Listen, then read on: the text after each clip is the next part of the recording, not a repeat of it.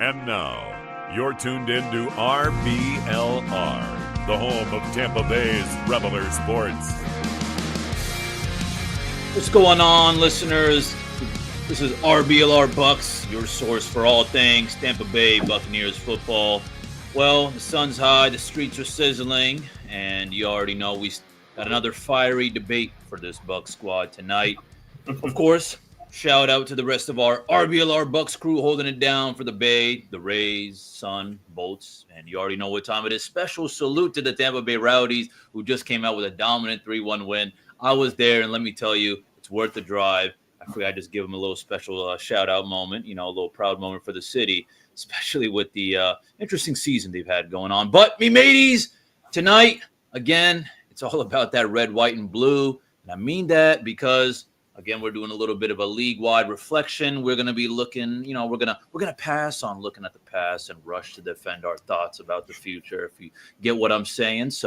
But during this time, please do drop your hottest takes. Let us know how you feel. Maybe we rank one guy, real up high, and you're thinking, oh, my God, what is wrong with y'all? And this guy's not top 10. But that being said, this show is nothing without my iconic duo. All right, this week, we're bringing the heat with a new tandem in the trenches. So forget your usual pairings. We're going back to 2000.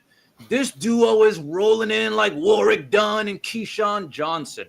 A duo built to cause havoc and cook takes in the backfield. One's slicing, one's dicing. You already know what it is. First in the rotation, he's sharp, relentless, and always ready to collapse on the pocket on weak narratives. He's a shifty playmaker of the podcast game, setting up big gains with every word. Our Warwick Dunn of the airwaves, Mr. Zach Blaine. What's the good word, my friend? Oh, man, a whole lot after that, brother. I'm telling you, every week it gets better and better, man. I get more and more pumped up when it comes to you, man. How are you doing, brother? I'll tell you this. I'm doing well, man. Each week I have to think I want to come up with another iconic duo. So it allows me to, gain a little bit more knowledge on Bucs history. So lining up beside him, it's the verbal wrecking ball. Fast hands, fast thoughts, and never backing down from the smoke. He's the contested catch master of the commentary, always coming down with the toughest takes. Our Keyshawn Johnson of the microphone, Mr. Carter Brentley. How are you doing tonight? Keyshawn Johnson, that's wonderful. I'm doing great after that. After that label, I love Keyshawn Johnson. He's just got he's got all the flair of the that you want out of a wide receiver. But yeah, I'm excited to talk. Pat, like you kind of alluded to, we're going to be talking about some pass rushers today.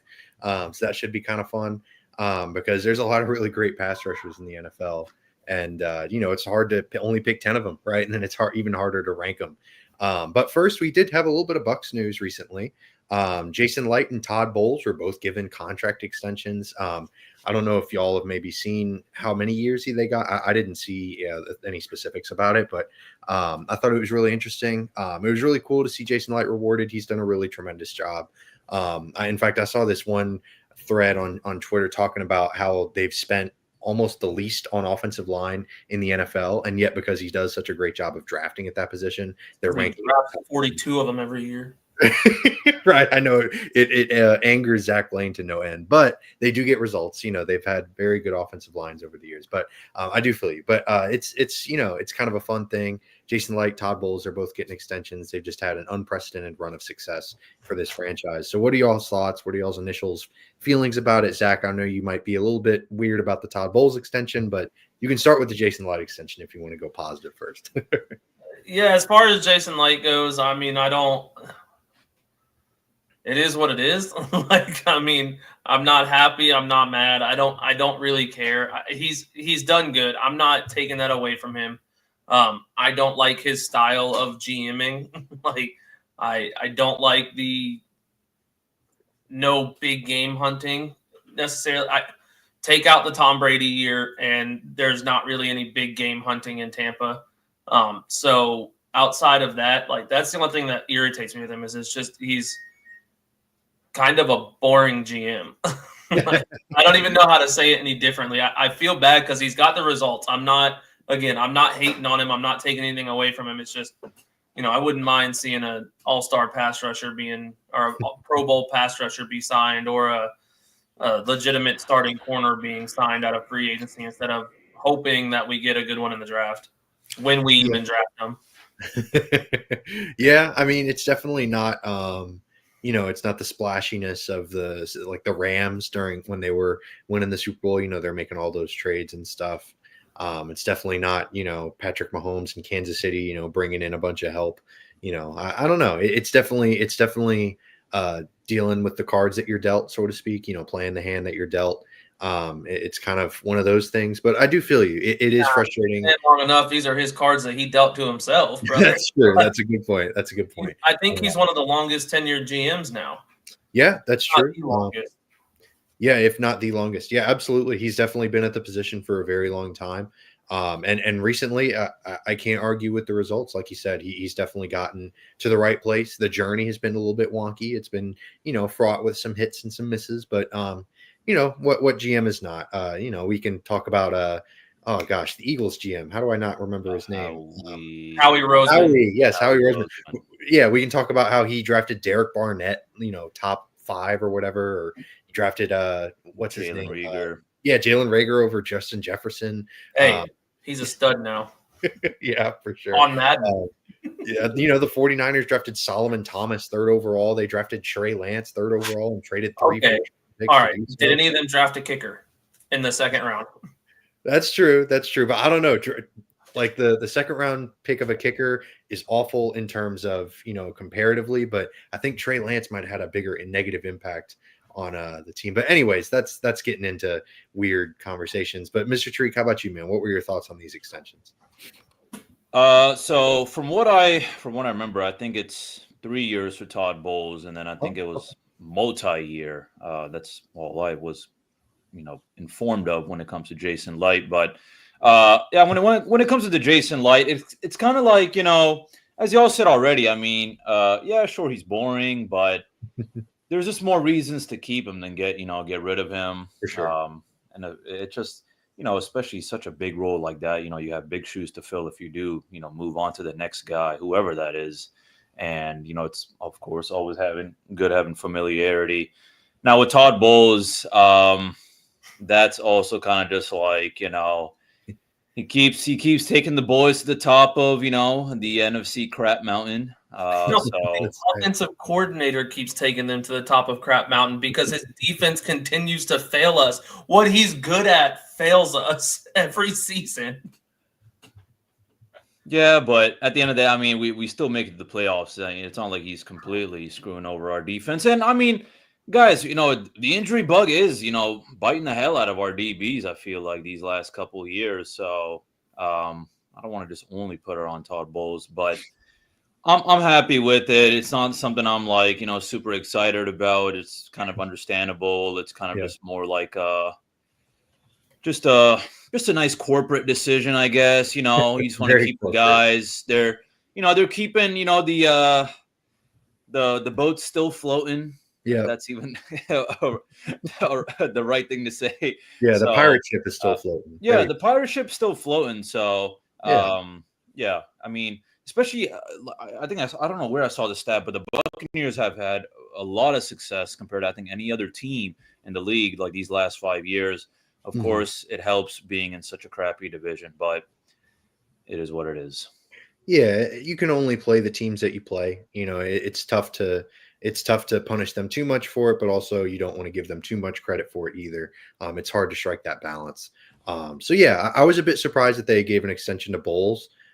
Frankly, just because, like y'all have been saying, the defense is underperformed to say the least. So it is a bit surprising that they would give him the extension, but at the same time, I get how it would be weird to give Jason Licht an extension and just say, "Hey, Bowles, go play on a 1-year contract." It's kind of an awkward thing, So I do sort of understand it. And they're an NFL franchise. If Todd Bowles goes out and craps the bed this year, they can fire him and eat the money. That's the one thing keeping my hopes up right now. Yeah, like it's not. This isn't like they're not dealing, they're not scrapping by. They're an NFL franchise. They can afford to eat some head coaching salary if they really needed to. So it's not the end all be all, but I did think it was kind of interesting.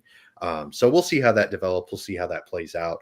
But now we'll get into the fun part of the episode, because that could be, the extensions were fine. It was just kind of boring. Like Musab said, kind of status quo. But this is the fun part. We're talking about edge rushers. I loved how our the way we did it last week, Mr. Treek. We did the first 5 and then the last 5 in the second half of the episode. So I think we'll do that again, a little bit more digestible, so we're not just yammering on for a long time. But Zach, I'll let you kick us off with your top 5 edge rushers. Who you got? All right. Leading off, I mean, I think I'd be shocked if we didn't all have number 1, Myles Garrett. Like he's led the NFL in PFF pass rush grade with a 92.8. He led the league in total pressures, tied for the lead in total pressures with 83. Led with the pass rush win rate. There we go. We'll get it out eventually. There you go. 23.1 and a pressure rate of 18.1. So he led the league in all those stats. I mean, it doesn't seem to be that he's slowing down at all, which then you've got this one is a bit of a what could have been, in my opinion. I'm going Aiden Hutchinson at 2. Okay. I think had he not gotten hurt last season, we would have been talking about him at number 1 this year. Absolutely. I'm with you. Was on record pace. He had the most pass rush wins in 6 weeks in modern NFL history. And that was only in 5 games because Detroit had a bye week in week 5. So he was an animal. There's just no other way to put it. I think had he not been hurt, we would have been talking about a new leader in the NFL, and not only in standings, but in the record books. He was on that kind of a pace. 3, I've got Micah Parsons. Had a bit of a down year last year because he got hurt, but it was at least 70 pressures the last 4 seasons. Honestly, deserves a new contract, and I don't like Micah Parsons as a player, but I can't deny that he's a great pass rusher. So I've got him at 3rd. 4th, I've got Trey Hendrickson. Led the league in sacks. Also had, I believe, was tied for 1st with 83 pressures. This is the 2nd year he's been towards the top of the league and everything. Deserves that contract extension that Cincinnati is refusing to give him. All in all, I mean, just could not have been a better player, especially I put him this high because he was also the only guy on Cincinnati. Like, he was the only threat on Cincinnati's defense. So, props to him for getting that 20% win rate and 17.5 sacks when he was double teamed a lot last season. And then 5, I've got Max Crosby. A down year because he got hurt, but he hasn't graded below a 94 or a 90, a 90 in the last 4 seasons. This season he did because he had an ankle injury in week 2, which kind of derailed him a little bit.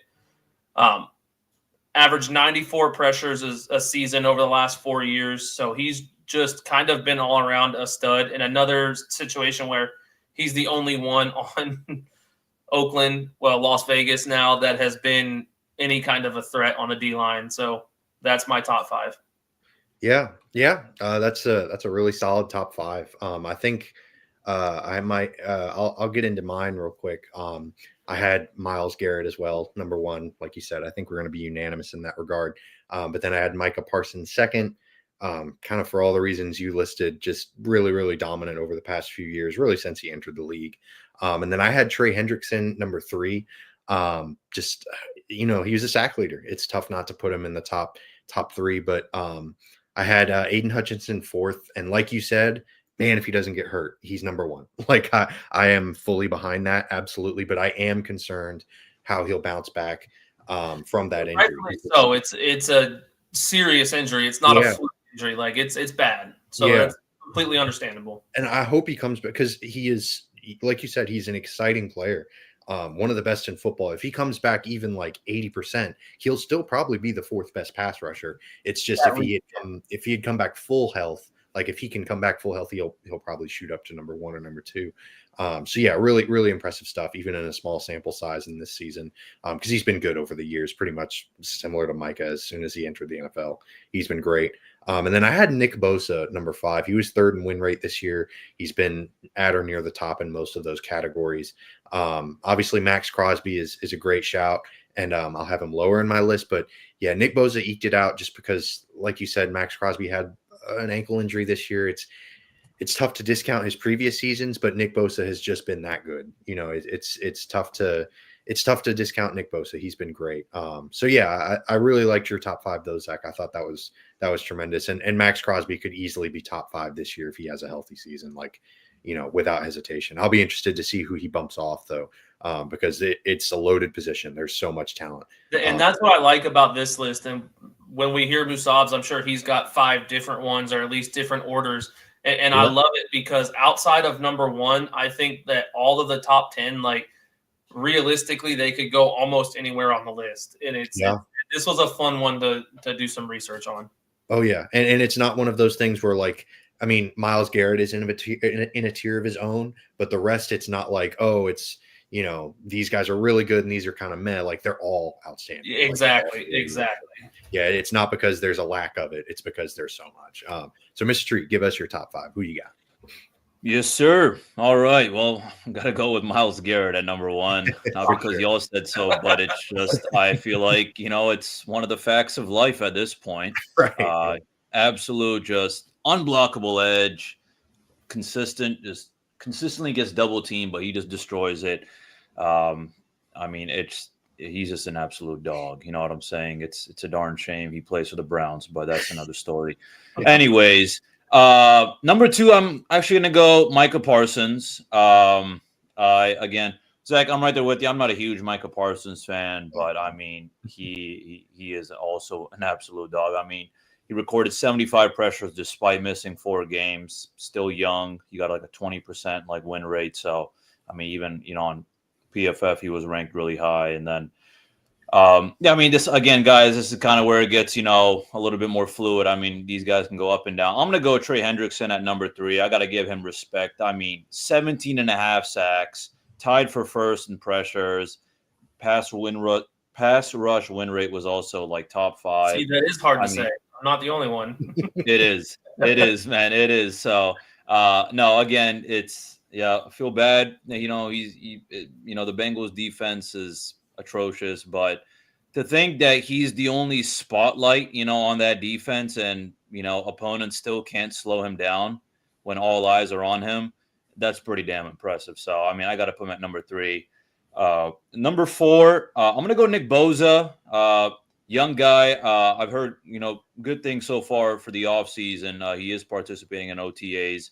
He had a great season last year, even though he missed 3 games. 69 pressures, pass rush win rate was top 6. So definitely up there as well. And look, guys, Trey Hendrickson, Nick Bosa, these guys are also really young. They got plenty of, more gas in the tank.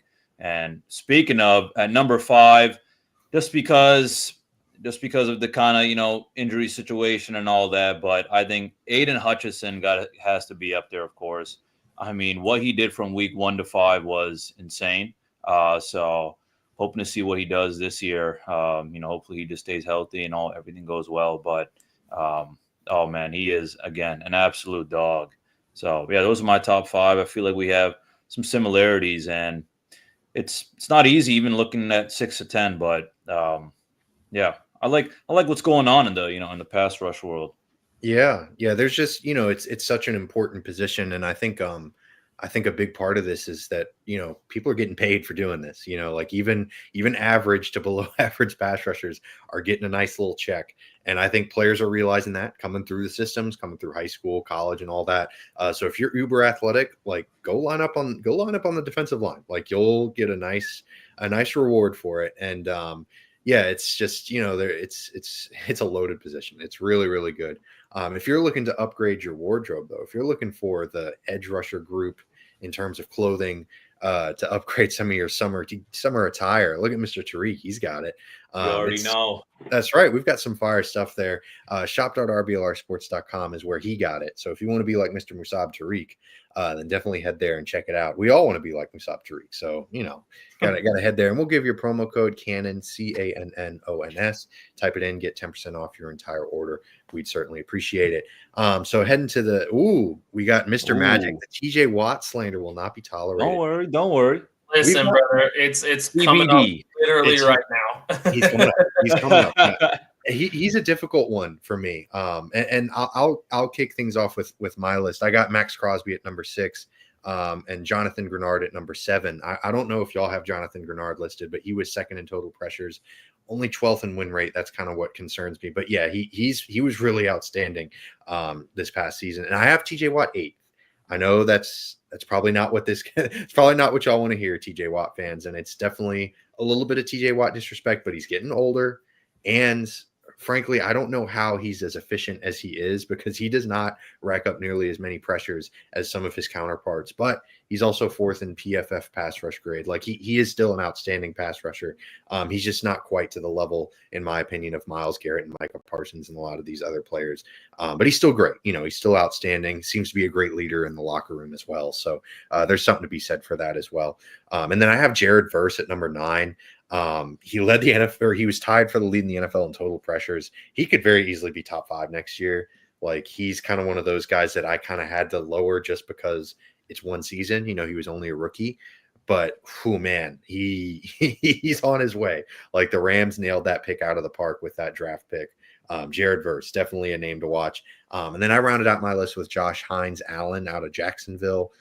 He just has a pretty long track record, only 11th in win rate, but he's been really, really good throughout his career.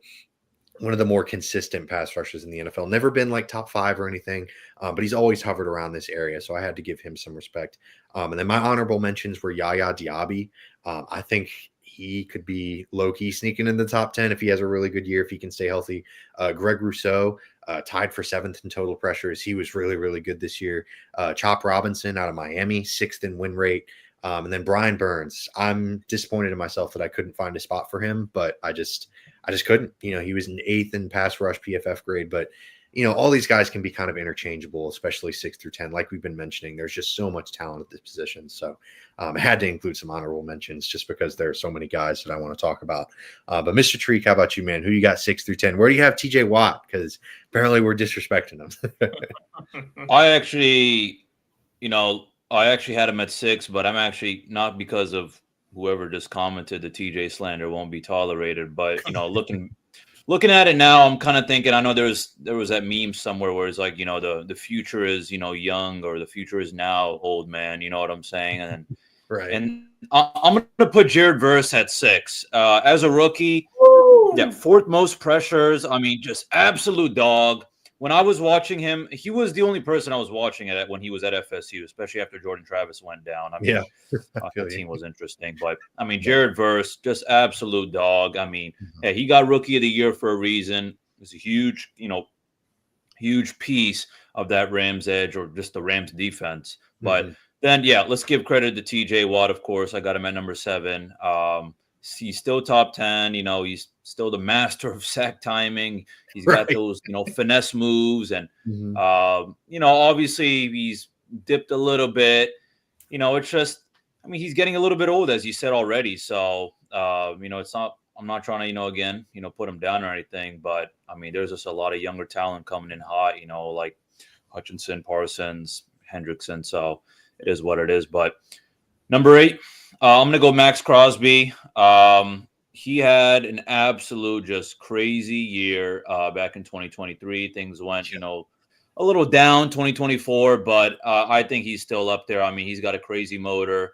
He's elite. I mean, especially, again, playing for the Vegas Raiders is always it's an adventure. It's tough. Yeah, I mean, if you think about it, a lot of these guys – they kind of stand out because they play on these interesting teams, like Trey Hendrickson and Max Crosby. So, no, but still, I mean, I gotta give him respect. I mean, he's an absolute dog. I could easily see him, in top 5.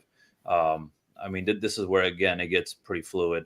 Number 9, I'm actually gonna go Will Anderson because of kind of the major year 2 leap, his PFF pass rush grade, bump the big time. And I just feel like this is kind of just an up and coming. I mean, he's already, shown what he has in the tank, but I'm really looking forward to seeing what he actually also does this upcoming season. And then number 10, I'm going to go Greg Rousseau, 10th in pressures this last season. Just overall consistent. I know he doesn't, he's not some sack monster like some of these guys, but, he's always there, causing some sort of disruption. So got to give him credit. And then, honorable mention, Brian Burns, Josh Hines, Allen. And then also, I want to highlight George Karlaftis from Kansas City Chiefs. Okay. Look, 8 sacks, but 28 QB hits, 37 pressures. I mean, he is an absolute just beast power rusher. I know he doesn't always kind of, win early, and he can collapse in the pocket too. But, I mean, he was a big piece of that Chiefs defense, that, helped them, in the playoffs and, got him to that AFC title game and then the championship too. So absolute dog. Again, young guy too. So, I mean, there's a lot of youth, in this pass rush, in this top 10. So that's what I'm really excited about, is just seeing, we got plenty of more of this coming. Oh yeah. Yeah. I mean, it's not a position that ages gracefully, like there's a lot of attrition. True. Yeah. Like if you're, once you hit that 28 mark, it kind of feels like, TJ Watt's like maybe one of those exceptions, but for sure. Yeah. There are definitely exceptions. Exception on my list. What's that? I said I got another exception on my list for sure. I love it. Go for it. Give it to us. So I'm going to keep TJ Watt at 6. I think that he could. Musab nailed it on the head. Really, like 3 through 10 are fluid. Like they could switch anywhere. TJ Watt, 90.1 pass rush grade. 5th time in 6 seasons that he's had a 90 plus. Yeah. The biggest thing for me with him is his run defense.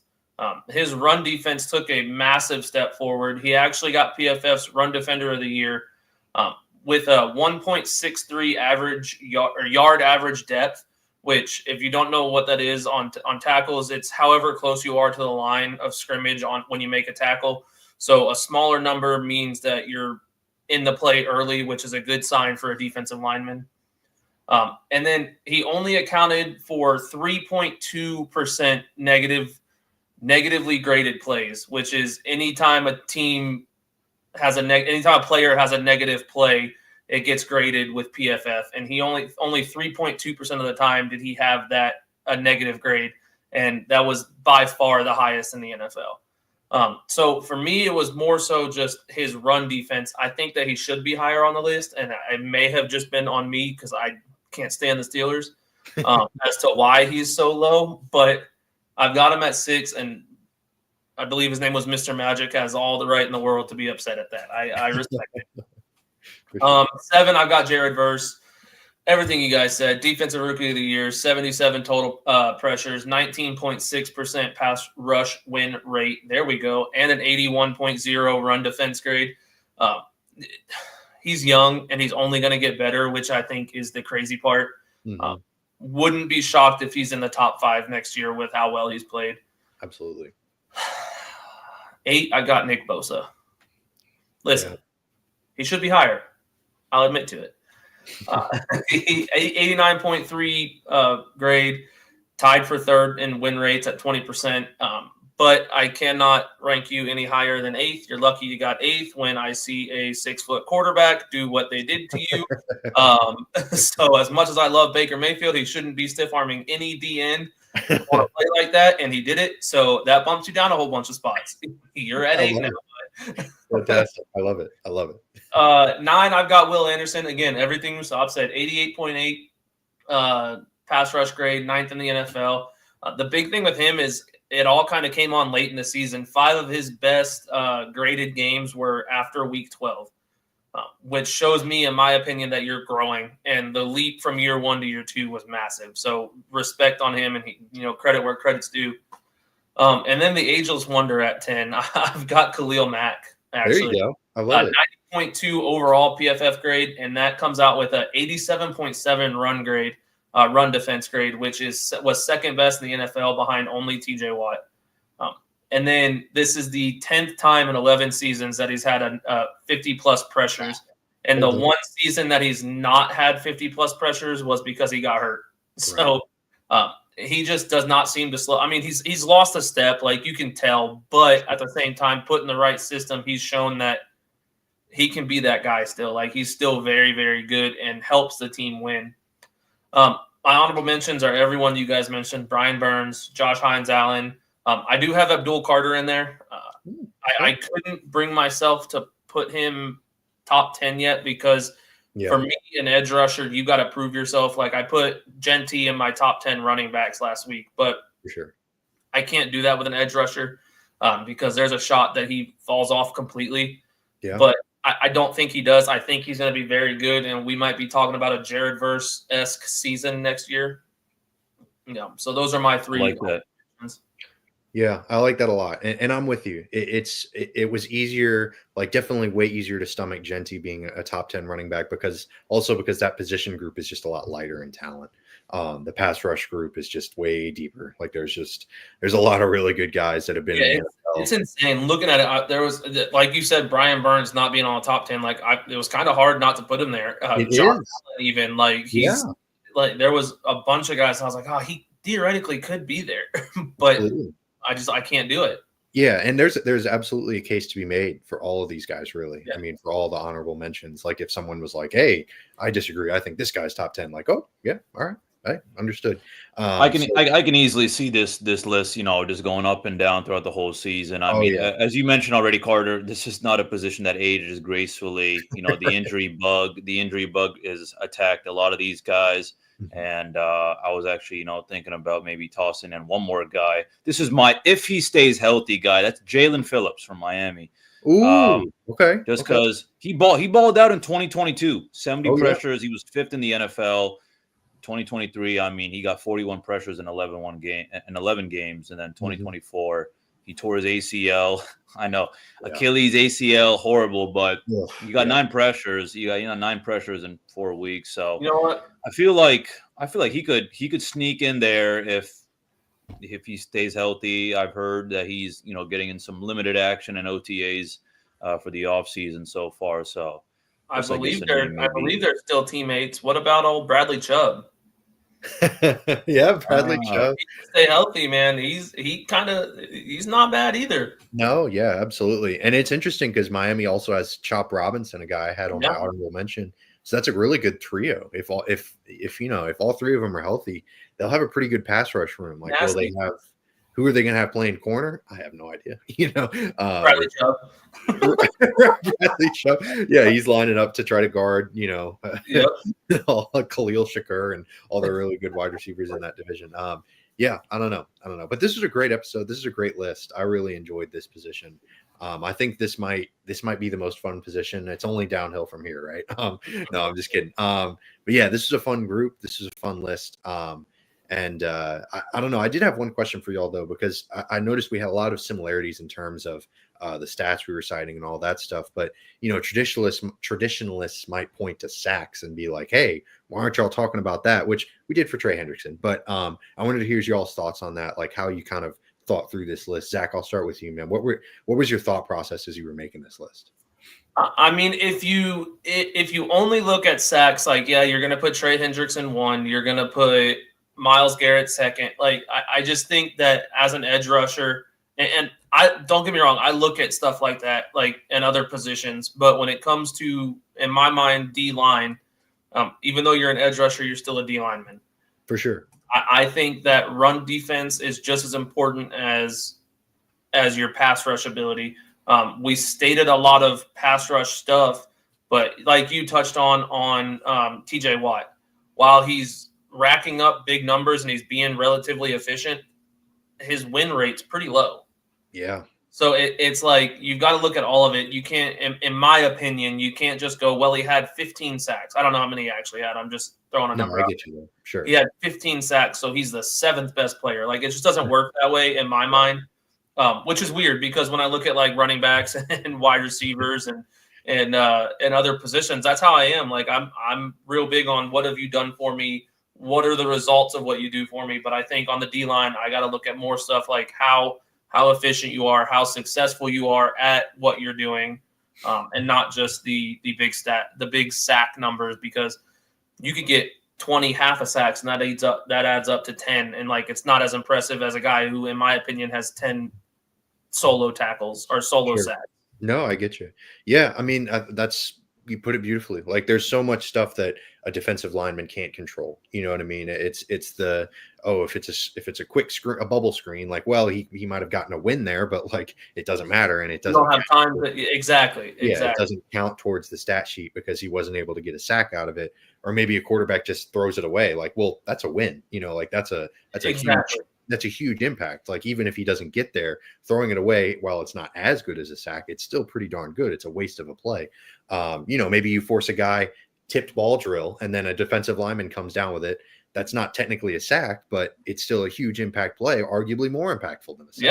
Yeah. And I think you hit it on the head. That's why you got to look at the pressure rate and the win rate more so than if you had 20 sacks. Because if you win 25% of the time, or if you have a win rate or a win pressure percentage of 25%, dude, you're doing more damage on that offense than if you had 2 sacks that game. Yeah, absolutely. Yeah, I mean, if you have a higher win rate, then it doesn't really matter what your sack total is, because theoretically you're setting up your teammates for sacks, or maybe you're just getting the quarterback to have happy feet and you're forcing him to throw inaccurate passes. Whatever the case may be, you're having a higher impact on the game. So, yeah, beautifully put. I'm absolutely with you. Mr. Treek, how about you, man? What went into your mind? What was going through your brain as you were looking through this list?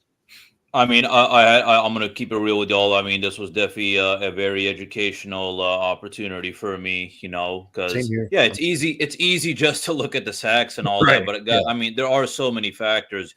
First of all, the 2 things that, you know, I find most important are the total pressures. It's not just about the sacks. It includes the hurries, the QB hits, the knockdowns, you know, and we see that from Myles Garrett and Micah Parsons, you know, with 83 and Micah Parsons at 75. So. And then I think the big thing is what I learned was the whole pass rush win rate, you know, and, you know, if anyone doesn't know how that kind of works is, you know, anyone who beats their blocker under 2.5 seconds. But, you know, just because, you know, that happens, I mean, you go against Lamar Jackson or Jaden Daniels, you know, I mean, they're all shifty running around and all that. Yeah. Just because you don't sack them doesn't mean you didn't do anything. You know, I mean, you really damage, you know, you put some damage on that offensive line. You know, you're pressuring the hell out of them. You're making them run around in circles. Did he get the sack? No, but you did something, you know what I'm saying? So you deserve your flowers. So those are the 2 things I'm looking at. And then, I mean, you look at sack production, of course. And then I also kind of wanted to, you know, look at the snap efficiency, but also I was trying to focus, you know, or target a little bit more the youth as well. That's, you know, kind of why I, you know, put TJ Watt down a little bit there, just because, again, you know, this is not a, you know, a gracefully aging position. And I feel like, you know, I wouldn't be surprised if we see, you know, some sophomores and rookies, you know, make some real damage in the top 10. Honestly, I can, you know, Abdul Carter, that's not a bad pick at all, Zach. Not at all. Yeah, there's absolutely a world where Abdul Carter shoots into the top 5 immediately because he was picked, you know, in the top 3 for a reason. You know, like he's one of the best edge rushing prospects in this most recent draft class. And I'm with you. And it's frustrating, especially when you talk to some, I don't want to say old heads. That makes me sound kind of ageist, but you know, people are like, "Oh, it's you gotta get there. You know, you gotta hit the quarterback. Like you gotta get the sack." And like, I feel you. Like, you know, I can understand the frustration behind just setting aside sacks entirely, seemingly, but you don't necessarily do that. It's incorporated, but it's just, you know, it's not the only thing. It's not the end all be all, because you can do everything right and just not get credit for it. Well, you know? and then looking at it that way, it's like if you look at Trey Hendrickson, like he's on my list, he's 3. I would, even if he didn't have 17.5 sacks, still put him that high because his numbers are high.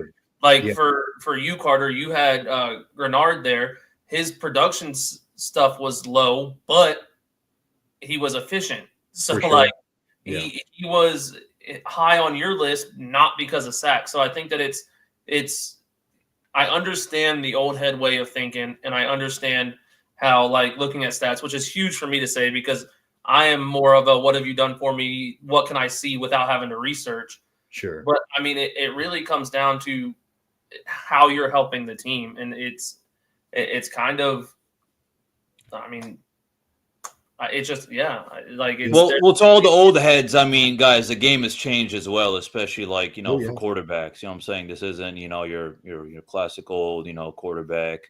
You don't have Joe Namath. Exactly. So you have dudes like Patty Mahomes and Lamar Jackson just doing these, you know, miraculous things on the field, and you're like, holy crap. And it's and you can't just be hard on the defense. I mean, the defense does sometimes they're there, but it's just like, it's better defense, but just even a little bit better offense. Yeah, lucky plays and things like that happen. So, and I feel like it's important to mention, especially like Mr. Magic came in talking about TJ Watt, which, by the way, thank you for commenting. Like, you guys should do more of that. Yeah, no, this is not a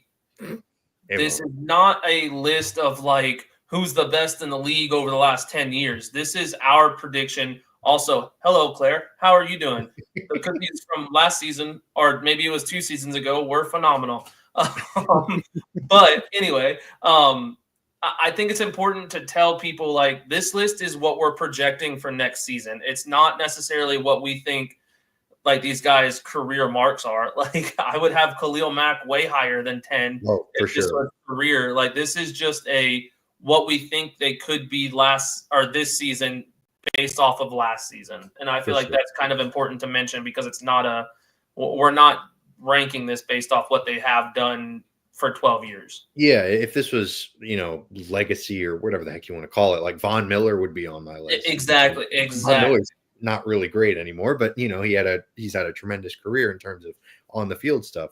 So yeah, it is important to differentiate that, because that can be confusing. It can be like, oh, well, are you talking about top 10 careers, or are you talking about top 10 just right now? And you do have to kind of differentiate that. And so that's an important point. But I'll be curious, just because you're saying a lot of stuff, Zach, that I am like, yes, perfect. That's awesome. I'm really curious to see how this will translate to other positions too, because I think we might disagree on certain positions and have some really healthy discussions there as well. So I'm really excited, and I hope y'all stick around and tune in for those episodes, because we're going to have some fun. We're going to have some really good discussions. It's going to be really, really thought-provoking. I know it's football, so how thought-provoking can it be? But, but for guys, right, in the context of football, it'll be fun. Yeah, definitely stick with us. Give us a like or a subscribe if you liked what you heard. Give us a follow at RBLR Sports, at RBLR Bucs. Definitely give us a follow there. We've got some great stuff coming across all of our channels. The Rays are heating up. Like Musab said, the Rowdies are doing well. The Sun just won a championship. So definitely check us out there as well. But we'll be back with you next week with another episode. But until then, and as always, go Bucs.